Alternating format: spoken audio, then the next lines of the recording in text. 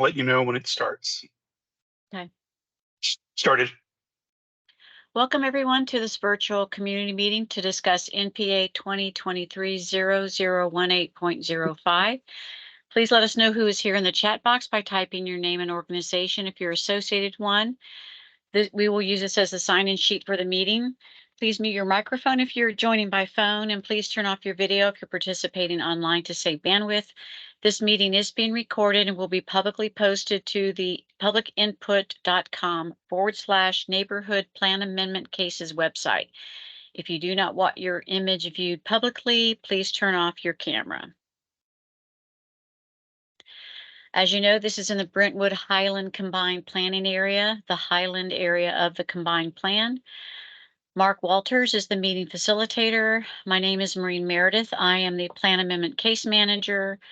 Cynthia Hydra is the Zoning Case Manager, and this is our contact information, and we will have this later on in the meeting as well if you wanted to capture it later in the meeting. The agenda tonight, I'll go over basic case information, guidelines for group discussion, how to participate in this process, why is there a plan amendment application, what is a future land use map, also called a FLUM. I'll do a presentation going over the applicant's plan amendment and zoning request. Then Victoria Hasse, the applicant's agent, will do a presentation. Then we will go into the Q&A session of the meeting.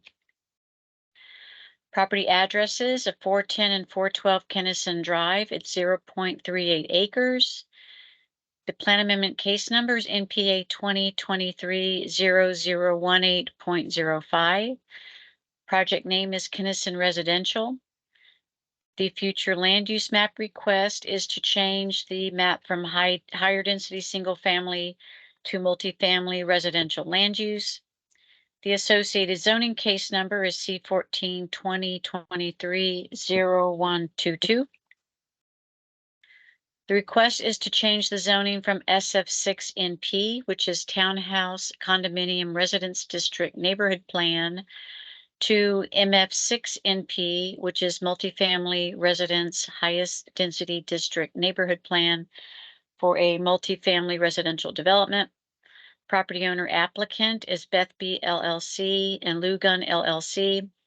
The agent is Victoria Hasse from Thrower Design LLC. Guidelines for group discussion. Please feel free to type your questions into the chat at any time during the meeting. After the staff and applicant presentations, if you would like to speak, you can raise your hand by clicking on the hand symbol in the menu bar. Telephone participants will be able to speak during the Q&A session of the meeting.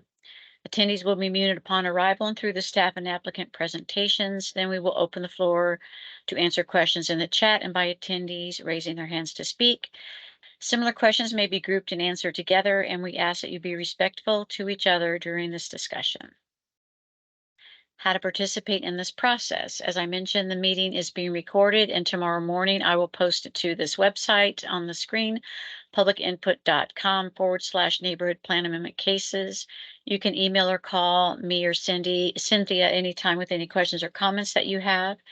If you provide written comments, we'll include them in the staff case reports when they go to Planning Commission and City Council. And if you live within 500 feet of the property, you will get a notice in the mail of the Planning Commission and City Council public hearing date and time and locations with instructions for how to participate in the public hearings, which you can do in person and virtually.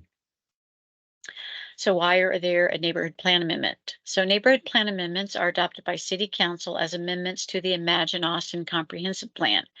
The city charter requires zoning changes to be consistent with the comprehensive plan, and most neighborhood plan amendments are amendments to a plan's future land use map. And most neighborhood plan amendment cases have an associated zoning application. This map shows the areas in blue that have City Council approved neighborhood plans, which also have future land use maps. All the planning areas have a document that have the vision and goals of the planning area. And most of the plans, except two, have a future land use map. These colors represent broad land uses. For example, this property has higher density single family land use, which is this goldenrod color, and the proposed land use is multifamily, which is the orange color. Other colors on the map, for example, the pink represents office, brown mixed use, red commercial, etc. This is a zoomed in view of the future land use map. You can see there's some multifamily land use to the north. The kind of greenish goldenrod color, that is all the higher density single family land use. To the south is mixed use. In the brown, you can see some multifamily. Some red is the commercial. And to the east, you can see the yellow, which is single family land use. This is the aerial photo with the future land use map overlaid on it. Zoning map, you can see to the north is MF3, which is multifamily zoning. Directly to the east is the SF6, which is the townhouse condominium zoning. To the south in the red, you see the GRMU-VCO, which is community commercial, mixed use, vertical mixed use building, conditional overlay neighborhood plan. To the west, you can see some more multifamily, which is the orange with the stripe, and also directly to the east, the SF6, which is the higher density single family. This is a Google map that shows some of those surrounding uses to the property. This is the Imagine Austin Growth Concept Map, and these colors represent regional centers, town centers, neighborhood centers, and activity corridors. And this shows the property in relation to those centers and corridors. You can see directly to the west is the Crestview Station Town Center in red. To the south, you see the orange, which is the Highland Mall Regional Center. You see Airport Boulevard has sort of the tan and brown lines. That shows that Airport Boulevard is a Imagine Austin corridor. This map shows the proximity to public transportation. You can see some public transportation along Guadalupe, along Airport, and further to the west, you can see some public transportation along North Lamar. That ends my presentation. Stop sharing my screen.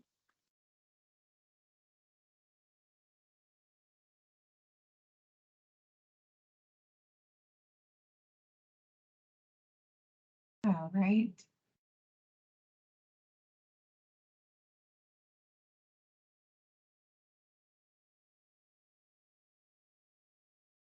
Let me know when y'all can see the screen. Yes. Okay. Yes, we can. Okay. Good evening. My name is Victoria Hasse, and I am with Thrower Design. We are representing the landowner of these two tracts of land, 410 and 412 Kenniston. And we have applied for a neighborhood plan amendment, as Maureen said, to change the future land use map from higher density single family to multifamily. The subject tract is the two tracts are outlined in green here. They are just a little under a half acre, 0.41 acres. It's about 1 block from an Imagine Austin activity plan corridor, which is Airport Boulevard, and about 0.3 miles from Crestview Station, all of which I believe, Maureen, you've already stated, similarly stated. So I'll move along to the second slide here. Okay, again, Maureen showed this. This is the FLUM designation today, and we're looking to change that to the brown color, which is what you see immediately to the south of Kenniston Drive. And we are asking for an associated rezoning from SF6 to MF6. Actually, Tori, can I stop a second? Your Yeah. application says multifamily residential. To the south is mixed use. Oh, I'm sorry.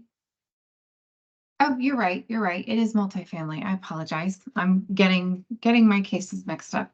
Yes, so we are asking for multifamily zoning.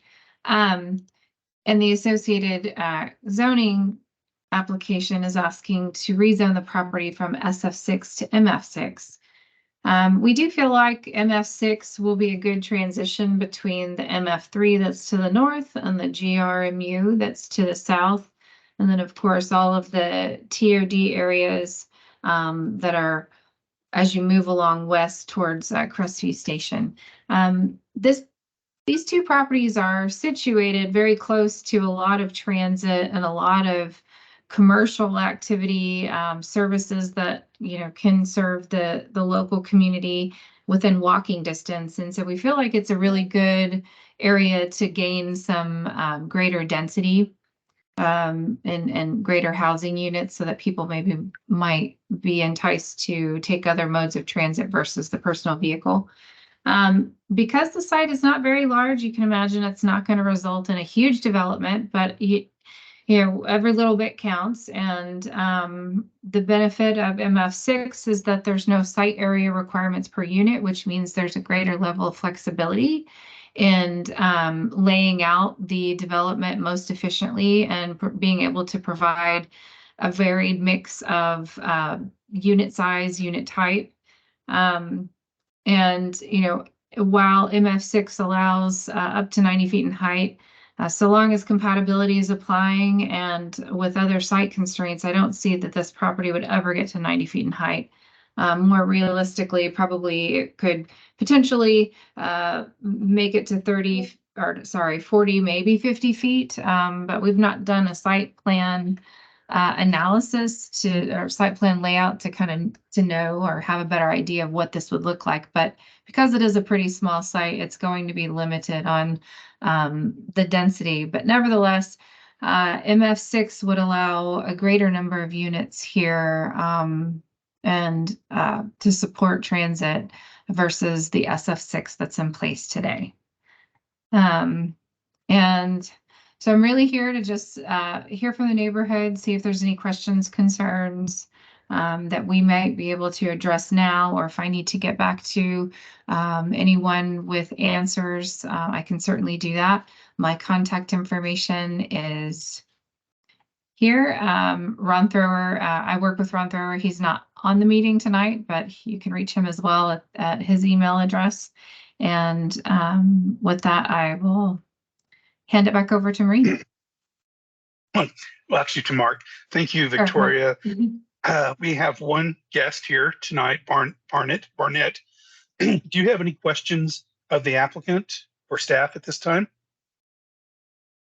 Hi. I mean, not as informative as I guess I thought it was going to be. I'm just a resident on the street and a little concerned, I guess, or just curious what the building plans will likely be. I'm not sure, Victoria, if you've been to the street at all. We have a new property going up with quite a few units on one side. And if you've ever been on the street, you'll notice quite a lot of cars on it as well. Well, this photo actually shows none, but we typically do have quite a few cars on the road. Most of them are abandoned. The development that you're talking about, is this the one directly across the street, or is it elsewhere? It's just this is kind of an old one. It's that empty lot just above your cursor there. Oh, right here. Just one, yeah, that one. Okay, got it. Okay. Yeah, the structure is almost finalized now on the external. Okay. They still have a little ways to go, so I'm curious just how many cars it'll add to the street. Yeah, that lot there. They've maximized it quite a bit on that piece of property there. But just ultimately final number of units and how many parking spots it'll accommodate for and all of that. Okay. Yeah, I will look into that. So I understand the maybe disappointment that there's not more information to share right now. The landowner hasn't partnered with a developer at this time to actually develop these lots. I believe both of the houses are still being rented out and will probably continue to be until there is more certainty about what the plans are to move forward. But in the very least, the owner knows that he wants to be able to bring more units to this site in a multifamily style development. But again, a smaller multifamily style development because it is a small lot. I'm curious, do you have any clue how big this lot is that's across the street? That you said they're close to, or I guess they're working on it. And Yeah. I can look all this information up. I just wasn't sure off the top of your head if you recalled. No, I don't know it off the top of my head. Okay. I'll look into that one. I am curious to see what they're doing there. So Yeah, I think it's going to be like 7 or 9 units or something. And I'm not quite sure the parking situation that they've planned for. So again, that's kind of my concern of just how many additional cars that project will add to the street. It's a very busy cut through street, and with the number of cars, it makes getting out of driveways, it just makes getting down the street very difficult. I do site visits to our cases. I have not done one to Kenniston yet. So I'll certainly go take a look for myself just to see kind of, because yeah, I mean, Google Street View always captures a point in time. It's very different, day to day. So I do understand that. But we'll certainly look into that. With the new changes that council approved and no longer requiring parking minimums, there isn't a required amount of parking that this development will have to put in. However, the market does support putting in parking. A lot of banks, in order to get loans for developments like these, you have to show that it's going to be successful, and part of that is providing a level of parking.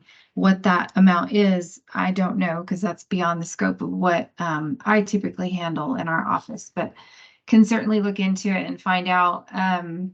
But again, with this being there's no conceptual site plan to even know realistically how many units would be achieved here.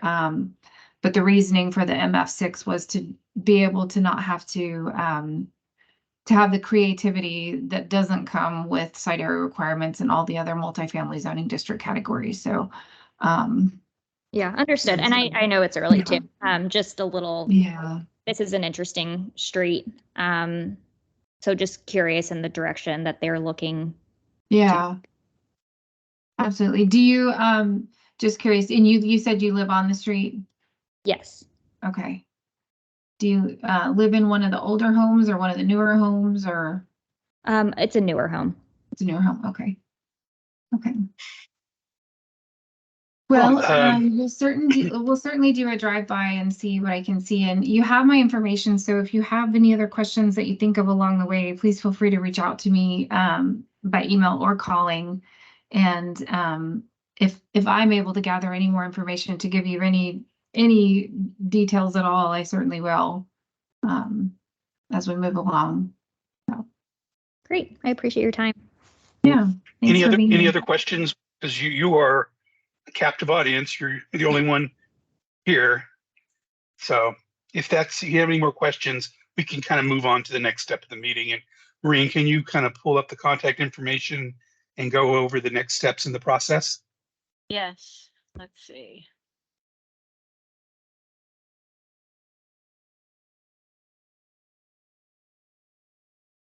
So here is my contact information and Cynthia's contact information. The cases have not been scheduled for Planning Commission or City Council yet. What will happen is I will meet with my team.